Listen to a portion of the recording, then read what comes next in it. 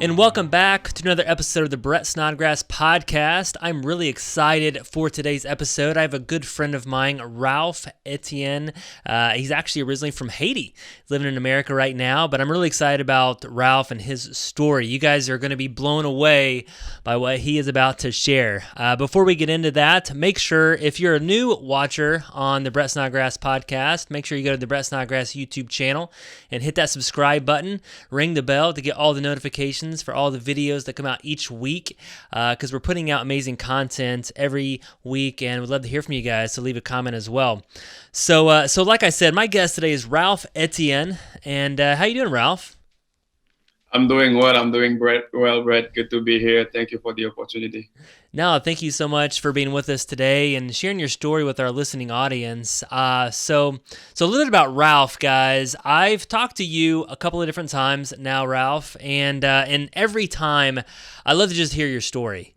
I think that God is just doing amazing things with your life. I think that you've had many challenges growing up in Haiti, moving to America, and I just want to kind of go over Ralf's story a little bit. So Ralf was born and raised in Haiti, became very, very successful at a young age, teenager in your 20s, had a business, an entrepreneur making tons of money.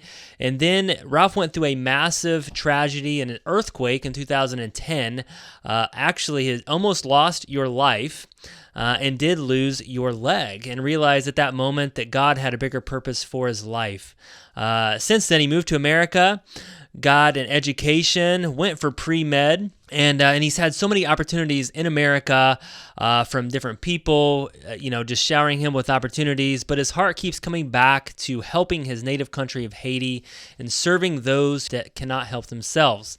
So, Ralf, I know your purpose and your passion is to help rebuild your beautiful country of Haiti. And you can go to Ralf's website, rebuildinghaiti.org. So with that, Ralf, man, again, like I said, I've just been amazed by your story and just how you grew up, and I want you just to kind of share from your own words. I gave the highlight reel, but share your story with our listening audience about growing up and your young success. Yeah, I started in business pretty early as an entrepreneur, as Brett say. I built a very successful media and entertainment company.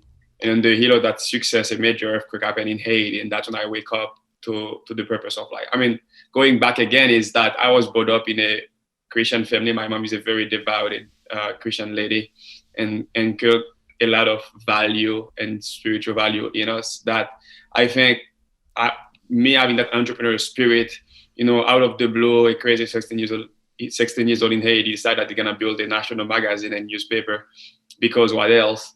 Then so I succeed. Within a year, I had a great exposure, and I was expanding to so many things, from the magazine to being a producer and promoter of major superstars and music band in Haiti, and being involved with movie and different part of it. So then I realized that, my faith is getting on my way, because I have so many principles and discipline I have to abide by, that is preventing me from being as successful as I can be in the entertainment secular music industry. So I dropped my faith to the point that I didn't believe there is a God anymore. Then I just keep building my empire.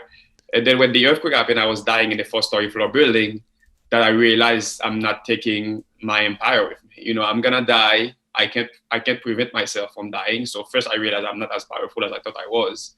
And then I'm not gonna take anything with me. And I don't decide what happened to whatever I've built. Then I was regretful. I realized I've missed the boat. I missed the whole point of life. I compromise the most valuable thing to me so I can be successful. And now here I am dying, leaving all that behind. I'm like, oh, the world was telling me I was the most brilliant, the smartest guy, but it seems like I was the dumbest one around. So then I realized, what? I died. I'll be honest with you. I literally died. That building crushed me. There was a 13-year-old guy by me. His eyes come out of his socket. He was crushed and died on the spot. So I died myself. But half an hour later, God resurrected me. And that's when I realized, what? I'm survived. If I survived, because I was still hanging upside down.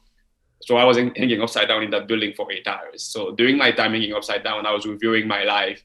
And I realized, if I survive this, I will live a life to serve people and bring glory to God. Because being a, I'm saying, well, being a smart entrepreneur is more like, it's more about the future as well. And I realized the future is not here, it's with God. And I said, if I can spend my life to store wealth for myself where God is, and leave this world a better place, then that's success. That's wealth that death is not gonna take away from me, and the court or anything cannot take away from me. So that's when I start focusing on that wealth. That doesn't mean that I decided I'm gonna be a poor guy. No, I might be a billionaire. Who knows what God is calling me to be? And that doesn't mean I'm complacent, not working hard. I still work very hard and get very creative, but I give God my life and I let Him guide it. Not just because I'm the best guy around, but the hard way I realized that's really what makes life worth living. And since then, I become so much happier and so much, I don't know, like my life is more purposeful. I have a reason to wake up. I have less fear. I have things, it's so much different. No, thank you so much for sharing your story. And I just can't imagine what that's like going through that death experience, that near-death experience, hanging upside down for 8 hours. So what were some of the things when you were upside down? I mean, did you think that you were going to die? I mean, that this was it, this was the end, and you were gonna... I mean, there's no doubt, right? I mean, first of all, I should have died. I'm talking about the kids by me. I think I described the graphic way that he died. I was right by him. So like you have a 4-story floor completely concrete, cinder block and concrete building that's fell on you. And I was at the 2nd floor at that time. So I was buried inside that building. And I come out with legs, with femurs, with legs injuries. Both of my femur are broken. You think about it. What about my head? What about my chest and all that? This scratch in my head and a scratch in my chest. Those heavy concrete should have just, who knows what for me. Yeah, crushed me. But I mean, I think that was a sign for God to clearly show me that I spared you. You were crushed by that building and died, and I resurrected you, and your body is spotless beside my leg. You think about this, beside my leg. And then I found myself on the other side of the building, another sign for God to show me. You were buried there, and I show you on the other side. And I don't know how, but I was hanging upside down. So everybody thought I was still gonna die because I'm losing blood. My leg, at this point, you can see the marrow inside my bones. My leg was crushed. But the scariest part was the building was over a hill, and there was countless aftershock for those 8 hours. A lot of aftershock. The building was shaking and shaking. So at any point, the building could have fell on me and buried me. And the other hard part was they couldn't get my leg out because my leg was sandwiched by those heavy concrete. And they realized if they try to pull the concrete up to slide me out, the building will slide down and bury everybody and kill everybody. So at the end, I remember this guy, he said, Ralf, I'm a construction guy, but I'm a dad. There is no way I could do this. I said, what is it? So the only way to get you out is to literally use like a stretch hammer and to kind of literally carve your flesh out and carve the concrete out. And I mean, I said, do it. So they did it. And God granted me, strength and to bear the pain. And that's how they get me out. And still after they get me out, for the first week at least, everybody thought I was going to die. There was a nurse at the hospital. She said, after that, she said to me, every morning when I come to the hospital and I saw you alive, I just go outside and cry and cry and cry and weep because I know you're going to die at any point. I go home knowing that the next morning I'm going to come and see you dead because I have all these injuries in my leg and there was no medical care for first of all, when they get me out of the building, that was one step, but there was no medical care available in Haiti. I mean, there was barely any hospital in Haiti before that, but at that point, most hospitals went down, doctors died. So 8 hours later, when I get out, you think about like nearly 3% of the Haitian population died. That's 300,000 people now. Just to give you a good idea of it, 3% of the US population is 10 million people. Now, with all the infrastructure you have already, think about 10 million people die in this country in a split of a second. I mean, just in a few hours. It's chaos. And although you have a lot, but in Haiti, at that point, we barely had only one dysfunctional fire station. Just to tell you about the infrastructure. There was only one fire station in Haiti, and it was barely working. So there was nothing. And they had to push me on a stretch, in a wheelbarrow, from hospital to hospital, there was nothing. I remember at some point they had to push me over dead people laying all over the street. The pain was unbearable.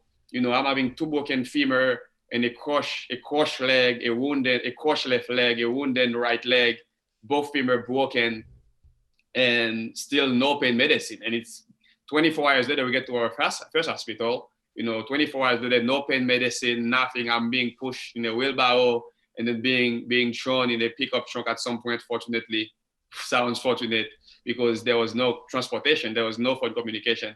And then the first hospital I really get to, they said, there was some Cuban hospital. I mean, if there is one thing about Cuba, good thing about Cuba, it's, medicine. Mm-hmm. Some good doctors, they were there, and they opened the card. My leg was in a cardboard as a cast, and they opened it and they said, there's nothing we can do for you.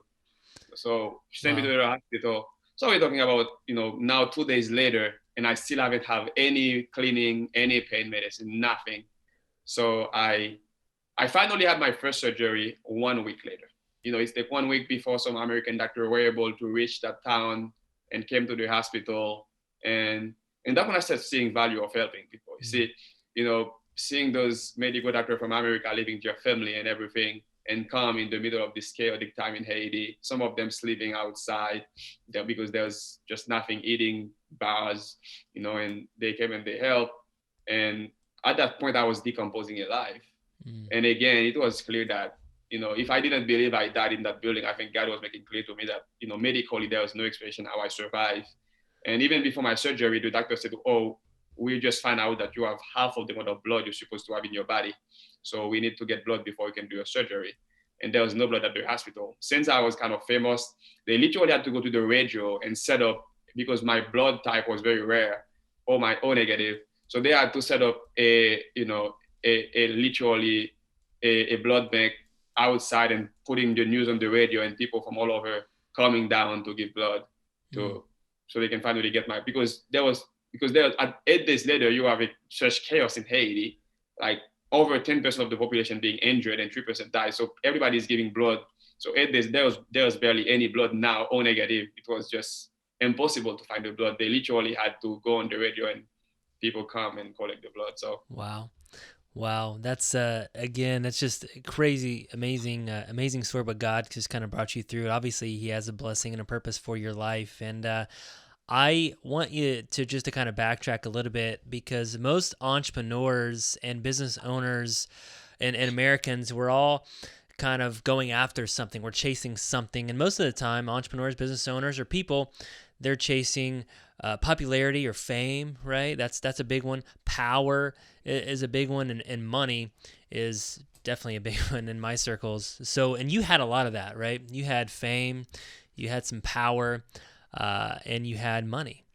So, what did those three things mean to you during this time? Yeah, at this point, they were worthless.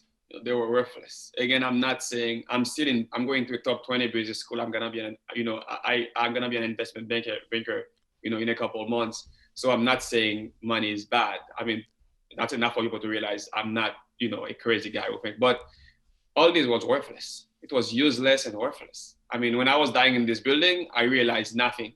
Look, even if I had, no matter how much, like there were people who were running for president, some of the top businessmen in Haiti, they went missing. When someone went missing, that means, like, when I was pushed over dead people laying all over the street, maybe it was one of them. So you can be whoever you are, but all that we have is breath, right? We all have one thing in common. You can be poor, you can be rich, you can be smart, you can be whatever the world describe you as. You can be black, white, green, blue, Chinese, whatever. We're all gonna die.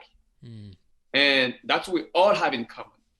And no matter how big your health insurance is, no matter how big your security detail is, no matter how good your healthcare is, we don't know when we're gonna die. We just don't know. We have no clue. So that's the bottom line of life. So we are not as powerful as we think we are, and we are not as in control as we think we are. And our success doesn't provide us the security we think it does. Because I was literally the most successful teenager in Haiti. I own a national magazine. Within 4 years, I grew a national magazine. I own a newspaper. I was meeting with senators. All the top superstars in Haiti know me. The most prestigious event in Haiti, they will have a VIP card for me for the most prestigious concert. All people in the industry, they know me and they respect me. And I was just a kid finishing up high school.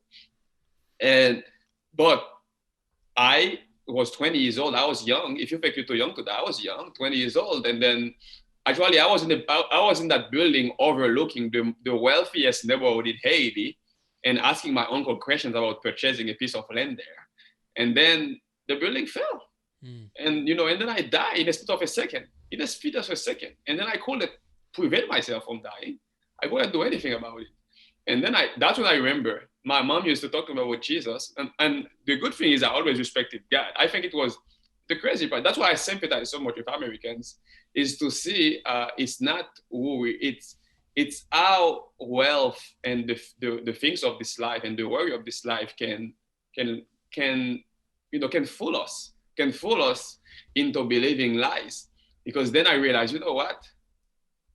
Jesus, 2,000 years ago, there was a thief at the cross, and there you save him last minute. So what about if you do the same thing for me? Because I realize that all that matter now, at least I'll be with you instead of being, destroyed forever. So that's really what was there for me. Wow. And God was there with me, even I turned my back on him, and he's here with me, and will be still with me tomorrow, and I always said to God, and fast forward, really, I realized losing my leg is the best thing that happened to me, because at the end, I lost my leg in the process, at the time I went to the surgery room, they had to chop off my leg off. And now I have one leg. And when you are one leg in Haiti, when you are disabled in Haiti, you are considered, ugly, worthless, and all sort of bad things in Haiti. So I wanted to die, but instead of being that kind of person, but God had other plan for me. And now I can tell you, I would prefer lose my other leg, lose my arms, and lose all that I have, but have the life that God gave me after the earthquake, where I'm trying my best to live a life to serve people.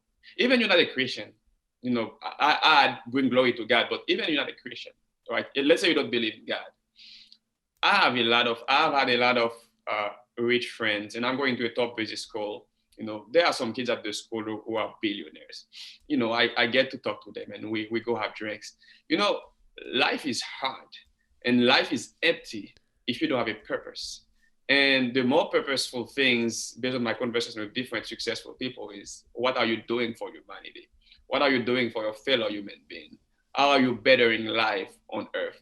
And in my experience, the best way I could do that is by having the boss, is by having Jesus directing me on the best move. Because I've been helping people full time in the last 4 years. And I've been helping people in the last 10 years. I was in school going to Haiti 5 times a year, taking all sorts of people to Haiti to help people. That's what I do.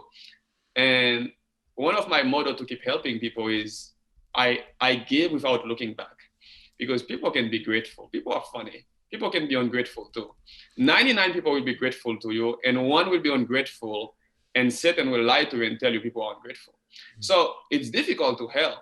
But when you are doing this because that's your calling, that's your purpose in life, and that when you compare yourself to God have no reason to love you, God have no reason to help you, then, it's so much, if you could judge a fellow human being on how bad they are not to help them, then how much God will be able to. So those measures, those Christian principles make it so much easier for me to help people despite. No, I love that. And you're definitely dropping so much wisdom and nuggets here. And I love what you said about you give without looking back. And I think a lot of times we give, but we're always expecting to receive something, right?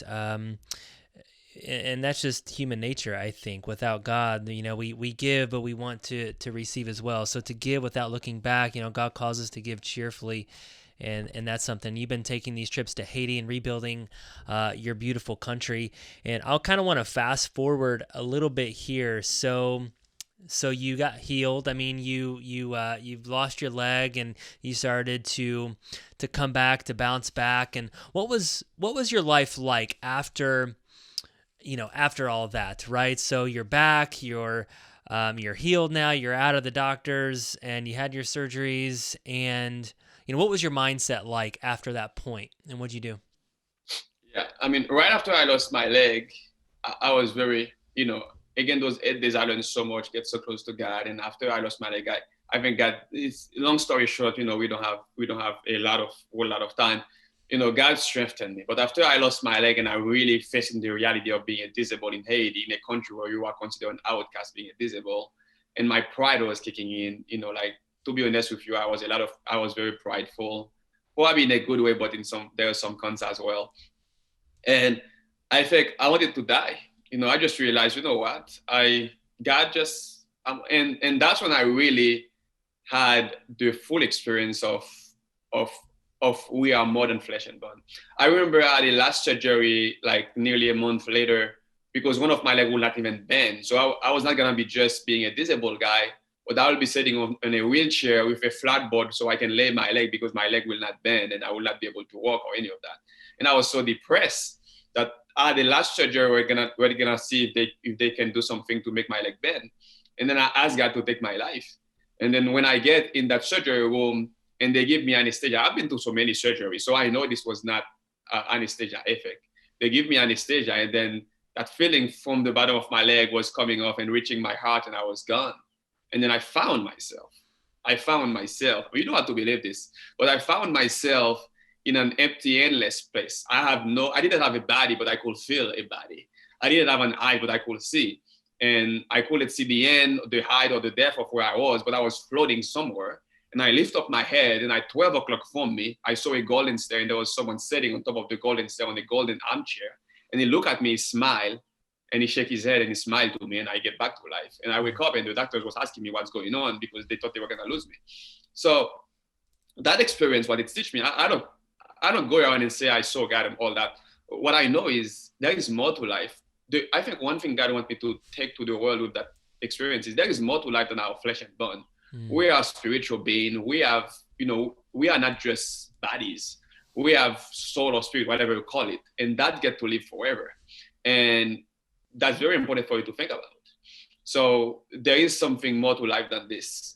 And I've been there. I was not dreaming. I was not having a vision. I was there. I've been there, and I saw the kingdom of God, and I saw the power of it, and he gave me a chance to live again, because I think what he said to me when he shook his head is like, you have no idea what a good life means. You want to die because you think your life is over. So anyway, I'm going to make this faster now. Is the point of this is that set my life in the last 10 years. That set my life because now I realize, okay, well, I don't know.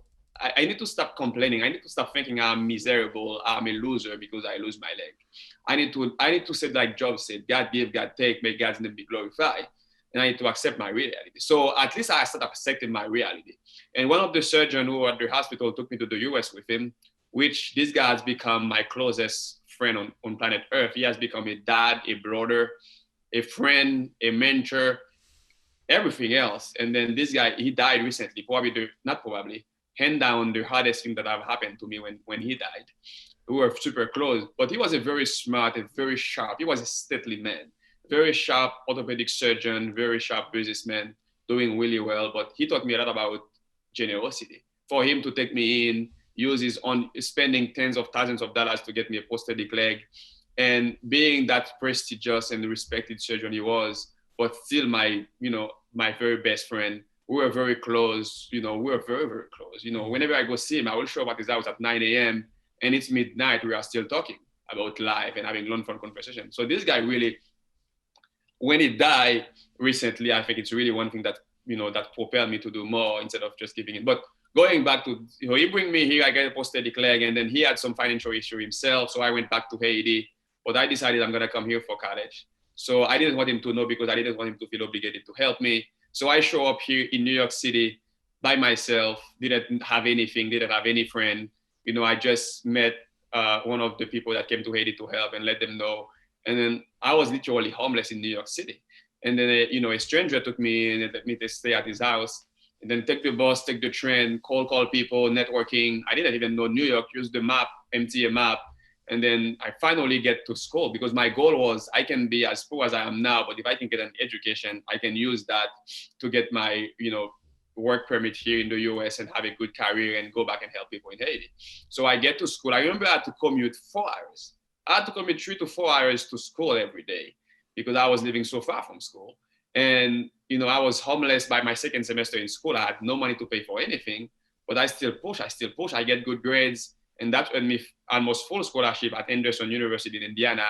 I didn't even know where I was going to stay a week before school start. But again, my faith carried me through, and strangers still took me in. Stranger provided me transportation.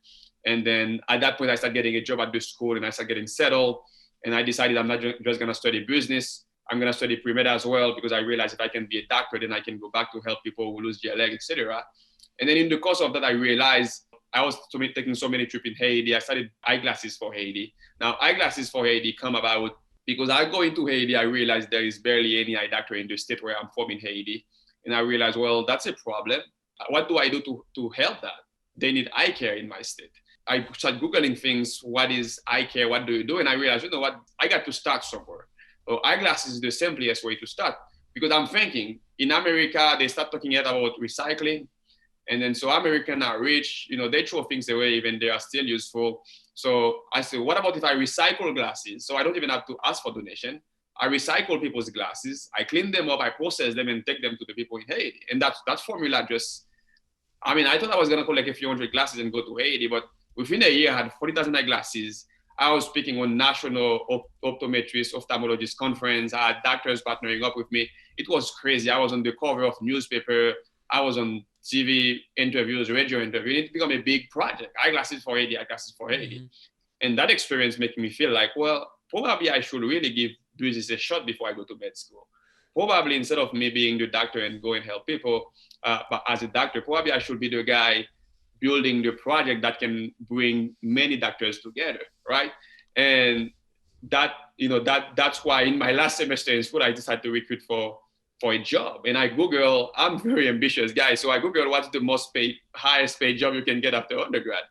And then I realized it's investment banking at a top bank or a top consulting firm. It's like a top 3 consulting firm. So, and I realized, well, nobody from Anderson, those companies they are focused on target school, like top Ivy League school. And I'm coming from it's a very good school, but a small school in Indiana. So I networked my way, and then fortunately I get some very good shot. I was able to meet with seniors at top banks in Wall Street, and they really wanted to give me a shot, and they were giving me a shot. And then it's a long story. God clearly called me back to Haiti. It's the wildest thing. And again, this probably will serve a successful, wealthy businessman or entrepreneur really well, because I was in that position where even me, for the first time in the last 10 years, I realized that, well, I think this is not God talking to me. I'm gonna yield to the voice of reason. It makes more sense to me to go to Wall Street, make a lot of money very fast, and use that money, because my goal to go to Haiti is not to be a missionary, but is to build companies and create jobs and provide loans to people. Mm-hmm. So I said, yeah, I can go empty hand and stuff, but I can go to Wall Street, learn the financial market in New York, and on top of that, having money, and go to Haiti with money and more knowledge and build industries. And then, but now, God, why are you calling me to go to Haiti now? Right? A lot of us in business, as Christians, we tend to think that, well, I need to be wise. That's a lie. You have to believe in God's know better. There are things you need to learn you don't know. I thought I needed, but God wanted me to learn something different. So here's what I did at the end that's helped me decide to go to Haiti to turn Walls down. What I did was, I said, God, okay, I give my life to you, which means I give my life to you. Like I give my life to you. My life belongs to you. So if I'm worrying so much about will I fail or not, it's because I never give my life to you. It's because it's my life. So what about if I choose the worst outcome, like going to Haiti with nothing, empty-handed? And if it was not really your will for me to do that, I know you will stop me. You will stop me from doing it. The plane will break down before it takes off or something, and you will keep me here. Because that's what I did. Because at the end, our life is God's life. So if we keep worrying, then because the Bible said a double-minded man is unstable in all his way, and that's a good business principle. Though you want to make decision and focus. Mm-hmm. So I did that, and then it was clear to me when I touched down in Haiti. Like within 24 hours of arriving in Haiti, God gave me a job. Like I didn't know what I was gonna do. I was not looking for a job, and there was a missionary leaving, he desperately was looking for someone to take over for him. And he's like, come in. I don't know. It was a very good opportunity because I'm showing up there with empty handed to just do whatever God is calling me to do, who knows what. And then, but what I think God wanted me to trust him and trust his process. And now I get to lead a nonprofit. It's not a job. I don't care about the job, but the idea of having to lead such a, an established nonprofit right out of college, and to have the support of a board, everything established already, that was golden. And being in that town, it didn't take long for me to realize that was not my calling. Now, I love what they were doing, but I feel like there was something else that I needed to do. But God was telling me to slow down. And then I stayed there for a couple of months. And then within 3 months of being in that town, a major hurricane happened in Haiti. Like that was the worst hurricane in century in Haiti. It was bad. And then the town I was in was on the climax of that hurricane. Like I'm talking about 5,000 out of 6,000 homes were destroyed or badly damaged in that town. People losing a bunch of stuff. And then it's funny, whenever someone heard I'm going to Haiti, you shouldn't follow me because I'm always there when you have the worst disaster. So I'm going from an earthquake, now I'm in a hurricane. 10 years later, well, like 6 years later, I'm in the middle of the worst hurricane we know of in Haiti, and I'm in the middle of it. And my house is like shaking 140 miles per hour when the home was flooded. My prosthetic leg was tossed and done away with. I mean, it was another death and life situation for me. And that experience pushed me to help those people more after the hurricane. So at that point, I still didn't want to run a nonprofit. I never wanted to do nonprofit. I just hate it. I wanted to do business as my way to help people. But that led me to start rebuilding Haiti because so many friends in the US wanted to help me make a difference. And then I pray, and then I use my entrepreneurial mind to say, how can I help after this hurricane? And then that gave me a vision. God said, well, most of these people lose their homes. And those homes are very small, poor people's homes, and then the most important things to those homes is the roof, because they are modern stone walls homes. So they use modern stone to build the wall for most of them. So the only thing really they have to buy is the roof, is the sheet metal for the roof. So, and then the wood, they go to the wood and they cut trees and they put the wood. So I tell those people, so I said, okay, what about if I start rebuilding those homes and get those people out of the elements and out of the rain with their children? And then I started a GoFundMe page. I tell people, here's how much I need from you to rebuild. I think it was like $700 to put a roof on a home. And then I want to do 50 of those, and within 24 hours, I raised nearly $10,000 on that GoFundMe page. And a lawyer friend of mine just helped me set up a nonprofit real fast. We get 501c3 status in less than a month, again, which is God's grace. And then we had a nonprofit set up. And then, within 3 to 4 months, I put roof on 700 homes. Wow. 700 homes. And then I was like, look, I could be in Wall Street right now, making the most amount or I could be a top entrepreneur in the US right now, making millions of dollars, building the next unicorn or the next, multi-billion-dollar startup in Silicon Valley.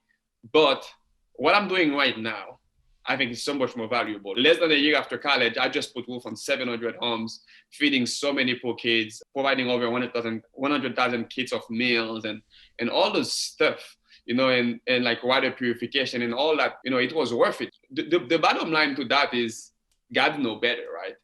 And he was calling me, he was preparing me. To summarize that whole experience in Haiti, that was just within my first year. So I've been in Haiti in the last 4 years. It was one after another, me going from, I was a pastor at some point, I was a full-time missionary at some point, experienced all that as part of God's plan for me. And 4 years later, now I can say to you, Brett, I still don't know, I still have a lot to learn, but I didn't know as much as I thought I knew about helping people and doing good. But I think probably it's still God's plan for me to be a very successful businessman and help that way. But I think I had to spend those 4 years to learn. At some point, I gave up my entirety of my stipend. My board here in Indiana didn't want to accept that, but I told them I don't feel I need it. I gave up the entirety of my stipend so I can help those kids more. In my last year running that ministry, I had zero income, not even a living stipend. Not because I wanted to be the next big humanitarian. I just feel a call. I don't need money. I don't have kids. I don't have anything. I'm in Haiti. And God provided for me. I never had to ask anyone. I never lacked anything. God provided for me. I always had food. I always had everything. I was in Haiti. I was sleeping literally in a bunker. I could have rented a nice house and have a nice life. and I could have, and I didn't have need much money for that because and a lot of my donors would be very happy to help me have that decent life. But I chose to live in a house where I barely had running water. I remember I was there for months sleeping. All I had at my house was a mattress and then 4 cinder block. I didn't even have anything else. I mean, I could have turned on. It could have cost me $100 a month to turn on my generator to have light at night, but most nights I didn't even have light. It was just, but I didn't need it though. I was not sacrificing anything because there was so much purpose in the work I was doing with the people, and there was so much impact that I didn't need anything else to be happy, and I was comfortable. And now here I am, everything is turning around. I've been building a children's center. I tried different micro loan projects, different farming projects. Now I'll tell you one thing, Brett. What is bringing me to business school is, first of all, I believe that God have all the resources I need, but God wants to work with the church, want to work with people. And I think part of it is, a lot of people like what I do and believed in me. But how do I say that? It's, I don't know. I feel like there are so many, I'm looking at the long-term future of what God is calling me to do. And I feel like probably me doing this, what I'm doing right now, will make it easier for me to help. And I'm not and and that's why I didn't want to come to business school, because I'm like, well, probably I don't trust God to provide. But God literally pushed me to business school and pushed me out of Haiti and drive me here. And even getting in investment banking, it's all the odds were against me. Most people probably in business will understand that getting to a top investment banking job in New York City is one of the hardest things to do. I mean, they will, it's harder to get there than to get to Harvard University. So it's so competitive. But God gave me my top choice bank, my top choice group. And on top of that, most people go to investment banking so they can get in hedge fund or private equity. And I already have a private equity internship offer before I even start my investment banking internship. So, and it's, to look at all that and how God is working. When it was time for me to do the business part of it, He planned it. It got to a point where I realized, well, I shouldn't do it because it might be just me. But He planned it, He's organizing it, and He's putting me here. And my goal, my goal is to use that. My goal is to use that to make this world a better place. I keep telling myself, and I'm trying to see what can I do to be accountable, that the only reason I'm doing this is so I can help more people, right? Yeah, no, definitely. Thanks again, Ralf, for sharing. And you've done so many different things, and it's amazing. And I have just a couple of questions, just to kind of backtrack a little bit. So number one, you went to Haiti for 4 years, and you were doing all these different things. You lived in a home, you didn't turn on your electricity, and you were putting roofs on houses. You were a pastor for a while, a missionary, and you said that you needed to do that to learn something, right? So tell the Americans out there, so, most of the people that listen to our show are Americans, and what did you learn, right? Because a lot of people that do listen to our show have a heart. They want to help people. They like to give. They like to give to Haiti, for example, and help. But what's something that you learned? Like, how do you help, I guess? Yeah, I will say you empower people. I did before I ran this nonprofit in the last 4 years. I kind of hated nonprofit, right? I didn't think it was doing anything good. Now, in the last 4 years, I've been proven to be wrong, right? But I'm not completely wrong. So we need nonprofit, and we need what nonprofit does, and we need charity. We need handout. We need handout. I'm saying this. I'm not saying we need handout. That's what the solution to the world's problem. No, that's not the solution. But there is time we need it. It has its place. But this is not the long-term solution to the world problem. The long-term solution is to empower people. You see, a guy like me, like if we are focusing on empowering people in Haiti, I would not need to come here and go to business school and get wealth myself to help people, because there is so many wealth going down to Haiti. I mean, fighting a Haitian that a lot of people trust me, I have good credentials, I have a good education from America, and I give all that up to go to Haiti. And there are so much resources there. So if we were empowering Haitian to help Haitian, so much, I would not even have to ask, because I'm not doing this for myself. I'm helping society. The resources, people trying to make an impact, finding the right people to empower. So empowerment. So when I was in Haiti, the reason I can be here and everything is still working, the church is working, everything is working, because I focus on empowering the locals to do what I'm doing. And that's what they are doing right now. And even that's why I focus more on business, creating jobs and providing loans to people and coaching. Because, I can go to the financial market, or I can invest my money and there's so much less risk. There's so much more risk to do business in Haiti. But I'm telling you, there is so much more opportunity. I'm talking from experience, because I was in Haiti, people spotted me. Even the president wanted me to come to the palace to meet with him. Different people in Haiti, business people and politicians, and wanted to work with me. I mean, I even go to the White House, and I even met different people in that spectrum as well, in the US side, in Washington DC. So I had so much, because of my potential, I had so much opportunity to do very, very well for myself, but I had to stay true to my calling. And also, I had to stay true to, I always remind myself, I leave all those great opportunities to come to Haiti, not to raise the most money, not to have the biggest nonprofit, but to do the right thing. So I had so much opportunity in the nonprofit world I had to turn down, not because I think they were bad, I would not say that, but because I didn't think that my calling is to empower people. That's where I find more, again, I'm not bashing a nonprofit. Everybody have their call, but that's my call, because so many people don't realize that. Business is the way. And I'm not saying going there just give, I'm going to give some loan to those people to help them. That's nice. But I think it's win-win business situation. Building a nice investment company, like working for Bank of America right now, and literally at some point bring them to Haiti. And we're providing loan with interest. Now, not as bad interest loan as those, some of the, there are some very predatory loan system in Haiti where they are slashing the poor with high interest, over 100% interest loan.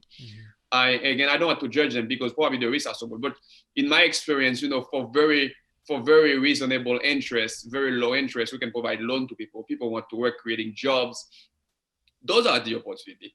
Building a for-profit investment company and go there and create job and create business opportunity, not just for Haiti, in the minority community in America, in other countries around the world. And I think and even corporate America is catching up on that. Even Wall Street is catching up on that. Most people tend to think bad things about Wall Street, but Wall Street, they are catching up on that. I met a guy, he was leading the Black Pathway at JP Morgan. I mean, he was a top managing director, and trying to taking investment to Black and minority community instead of taking, welfare all the time, right? No, I think that's a great word. You said empower people, and you said, handouts, there's a place for that, right? You have to feed kids that don't have anything to eat, right? So they can survive. But really it comes down to how can you empower people living there to create businesses, to create jobs. And that's what I love about you. And that's what we talk a lot about is, we create business as missions. Your business out there can be a missionary business. And Ralf, you talk a lot about calling, and I talk about purpose, purpose, calling, and you've had to turn down opportunities because you keep saying, well, that wasn't my calling. A lot of people out there have a hard time finding their calling, right? They don't know what their calling is. I have people call me up and says, well, Brett, you talk about purpose and calling, but I don't know what mine is. I have no idea, right? And I know how to do a business, and that's what I do. But so what would you advise the people out there, like, how did you find your calling, and where do you find your purpose or calling? Is there a process to it, or what's that look like for you? Yeah, Brett, you're grilling me. I will tell you, I find my calling by not finding my calling, right? I find my calling by knowing that my destiny, and again, that's why even you're not a Christian, just please listen to this. My destiny, like I belong in Jesus' destiny. That's my calling. Now, my calling is, all I have to do is give my life to God. And in crazy way, like you have to do.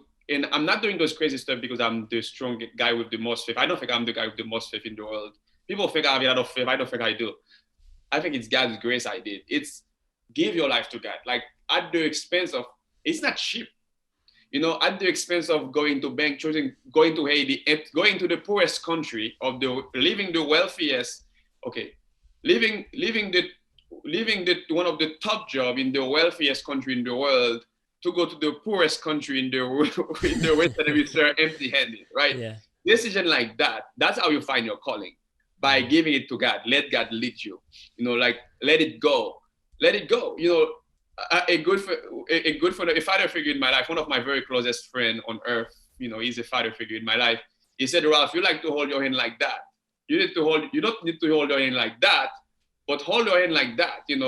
But I'm still stubborn. I still hold my hand like that. Yeah. And I don't regret doing that. I'm telling you, Brett. No, I think Yeah. I think it's great. You talk about.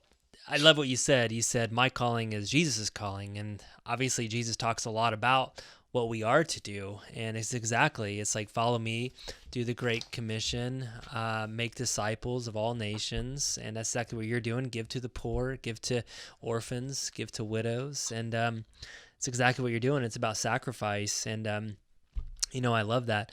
Before we go into the last section of this show, Ralph, I want you to talk about just the balance of God's calling of your life and being an entrepreneur. That is a struggle. Just balance in general is a struggle for everybody, especially the entrepreneur, because we wear a lot of hats, right? For myself, I'm a father, a husband, a business owner.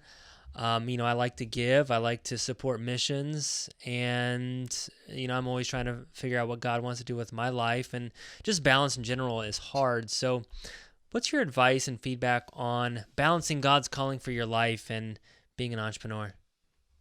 Yeah, I would say even more, not just an entrepreneur, because in the last 4 years, fortunately, I was an entrepreneur. In the last 10 years, more like social enterprise and, like things to help people directly. So it was a bit easier. But the hardest part was I earned so much respect from very important people. Like, I had access at the highest level at the White House, at the State Department in DC, or with the highest politician in Haiti, or I know very wealthy people in Haiti. And they are making very good proposal to me, very lucrative proposal that will make me millionaires overnight. And I had to balance between, what is God calling me to do? And the only way I will tell you is my knees, prayer. That's the only thing some people out there are wiser than me and they might find a way to reason through that. But it was hard for me to reason through and to turn down opportunity that was even better than Wall Street, to do that. And that's my knees is out. I remember when I decided to give the entirety of, don't even take a stipend from the ministry and just don't have an income at all. I remember one thing God told me is like God said to me, Ralph, what do you think makes someone successful in life? What do you think makes someone successful? I said, someone successful, some people think when you have a lot of money, you become a millionaire, a billionaire, or whatever. God said to me, no, you are successful is when you made it. Like you are satisfied. You quench your thirst. And God said to me, you are extremely successful because you are satisfied. I satisfy you. I quench your thirst.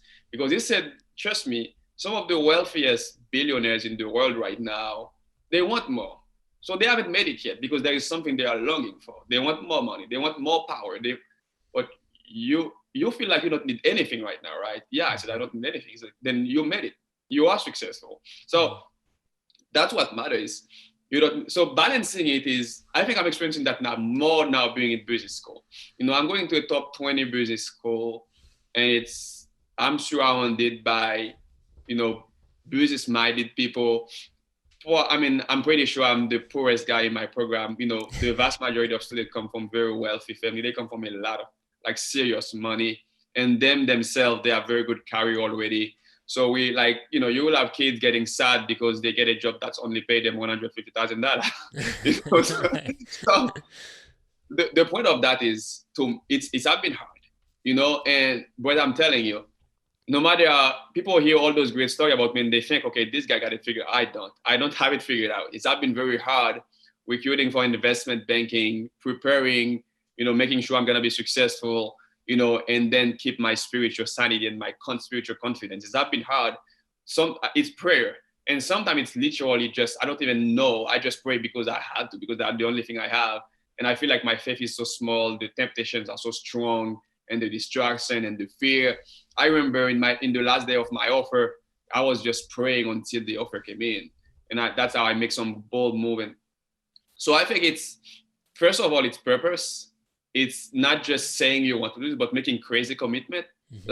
Like I said, God, if I get a full-time offer after my internship this summer, for my internship, I'm gonna make nearly 30K for my internship in 2 months, right? And I said I want to take all that money and donate the entirety of it to help finish the children's center or some other project in Haiti. Mm. So that's a commitment that I make, not just because I want to feel like I'm the nicest guy in the world, but because I feel like one of the best ways for me to stay accountable to me using my platform, my success to help people is, what about if I take the first money I make and give it to God's work, as a way for me to keep giving without thinking too much. So things like that.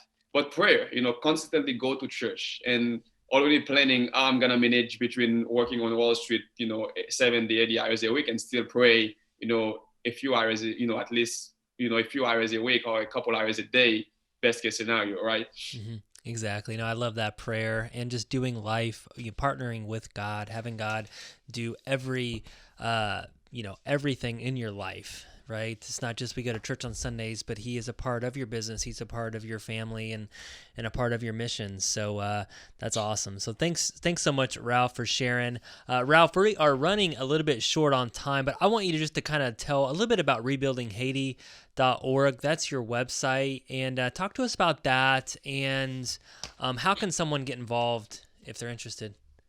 Yeah, before I even talk about that, one thing I forget in the last question, Brett, is one of the key things to stay ground, to stay balanced, is as well is community.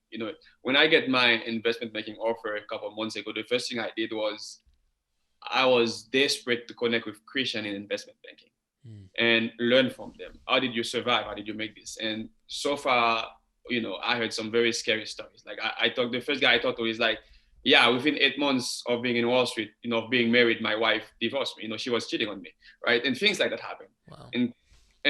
And learning from those Christian guys, and that's helped me balance things and set priorities and and be honest with people and be clear. So different things like that. So, but yeah, your question is, so we're building Haiti. Now I'm more moving on a advisor or board director role more than the guy on the ground doing everything. So one of our big spot, because like I said to people, I want to give the entirety of my internship money when I get my offer to finish that center. Because yes, I want to empower people, but it's not just by creating business and jobs. I want to have two baskets. I want to have a private company, investment company, where we are building business and creating jobs and making very good money for everybody first, and then us for sure, because it's have to be a win-win situation for long-term purpose. But also having a basket where the handout, we need it. Jesus said the poor will be always with us. We won't be able to empower everybody to be rich. We will have disabled, we will have kids, we will have old people. So I want to keep working with the children, and I think that's empowering as well. It's because the children, they have dreams, they have vision. So if we can, one thing in Haiti is, there is a lack of, Haitians are very good people, but one thing is there's a lot of character in the children. They, the way they are brought up. So bringing character and good Christian value and empowering the children, that's why I decided to build the children's center. So keep building more children's center, finish the one I'm building, and then keep building more to get those children a chance to get a better education, to get good extracurricular activity, to get good discipline or good training, and to understand good Christian principle that made me successful myself.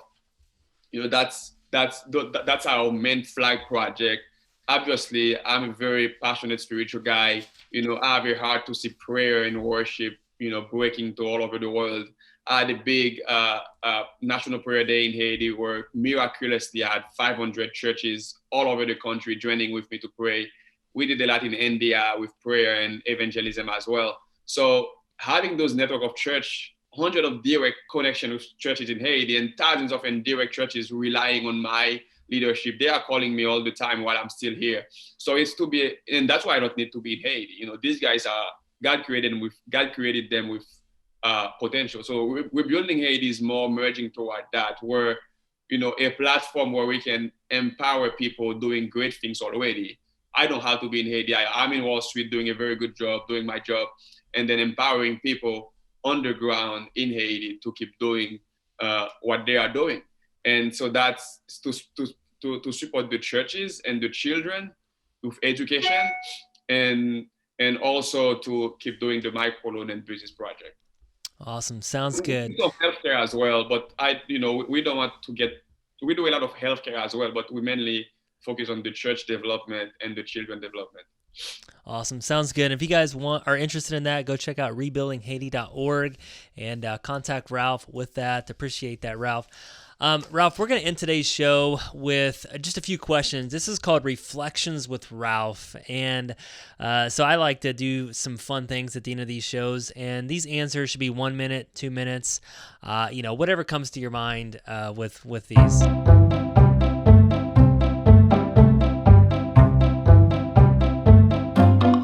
So number one, Ralf, you've been in Haiti and you've been in America, and I always like to ask this question from people that are living in America from different countries, especially developing countries and poor countries. So what baffles you about Americans?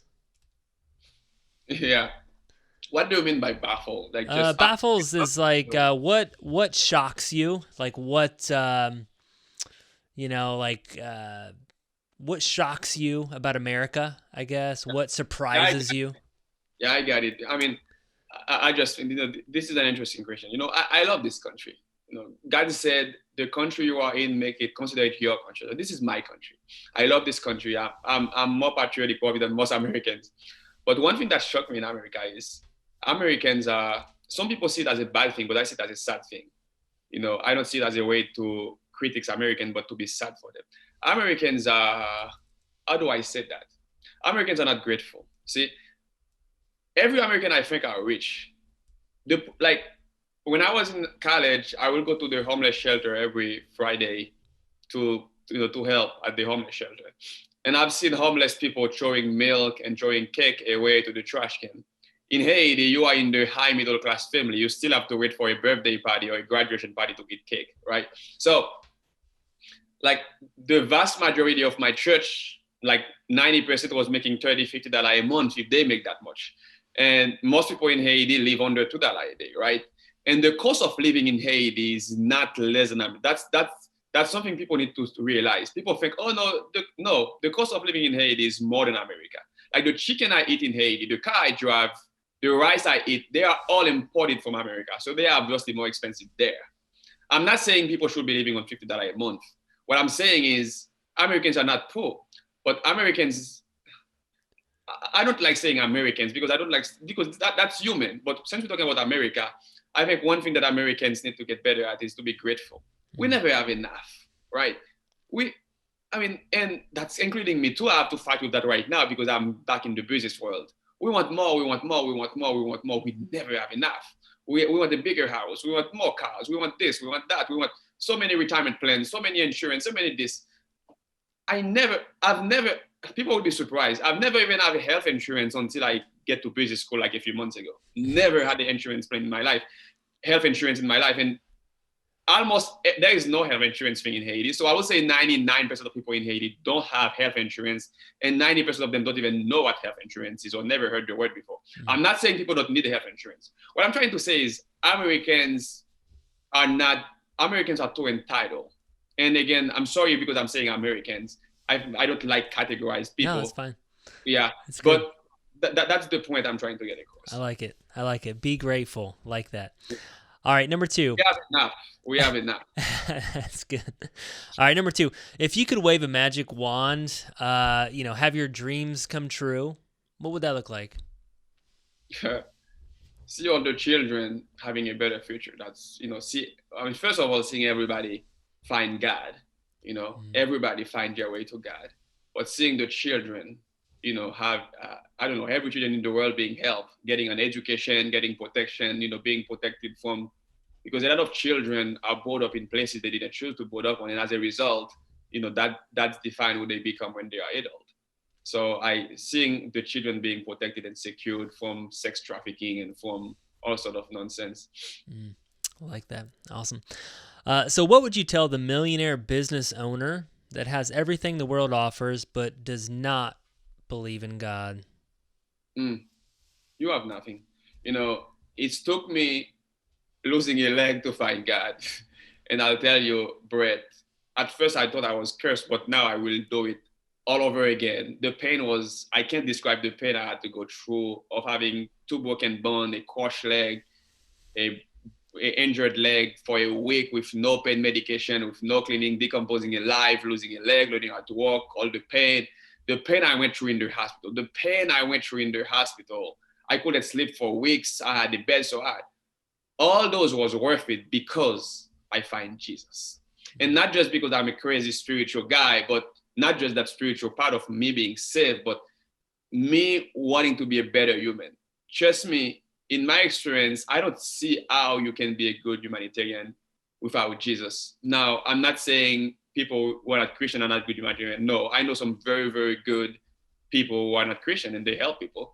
But you can do so much better if you have Christ and if you understand his principles. So at the end of the day, I had it all at a very young age and I was dying and I realized I had nothing. I was regretful.